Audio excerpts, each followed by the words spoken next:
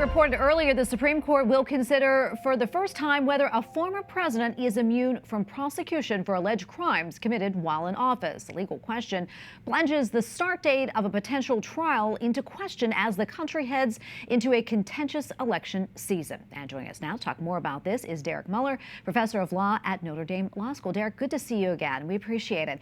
So tell us what this means, and do you think the Supreme Court agreeing to take up this appeal is an indicator of how it may rule?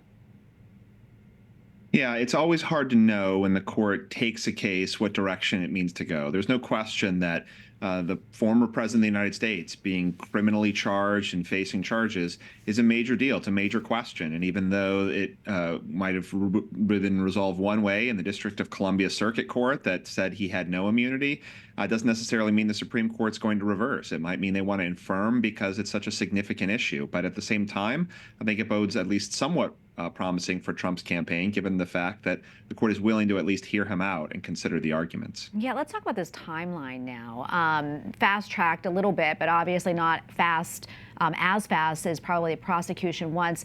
How could this potentially impact former President Trump when it comes to his bid for the White House? All right, so this trial was scheduled to begin sometime in early March. That date is obviously going to be put on hold.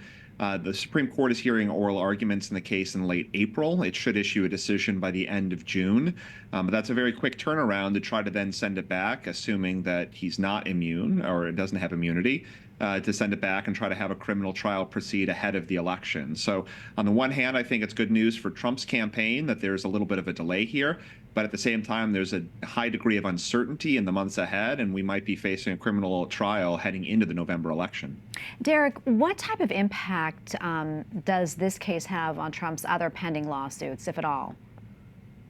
Yeah, so part of the thing about this particular case is that it deals with official acts while he was president. So things that happened in 2020 or in the run-up to January 6th, 2021, about interfering with the election and things like that. Other cases that are pending in the United States that are dealing with his business dealings as a businessman, or that are dealing with the records he retained after he left office in Florida, probably not as directly implicated. But there's no question that to the extent there are other charges lingering out there, or questions about prosecutors thinking about still bringing more charges, it could have an effect to the extent they're looking back at his presidency and wondering what else they might bring charges for. Yeah, and speaking of other cases, today former President Trump appealed a judge's ruling to take him off the Illinois primary ballot over his alleged role in the January 6th attack on the Capitol. What more do you know about this? Yeah, so the Illinois Election Board had allowed him to appear on the ballot, but that was appealed to a district court judge in Illinois. The district court kept him off the ballot. And so that's the third state after Maine and Colorado that has kept him off the ballot. And the United States Supreme Court heard oral argument in early February on the Colorado case about whether his name should appear on the ballot.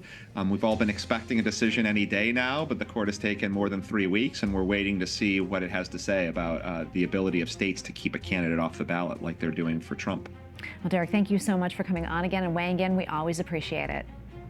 Thank you.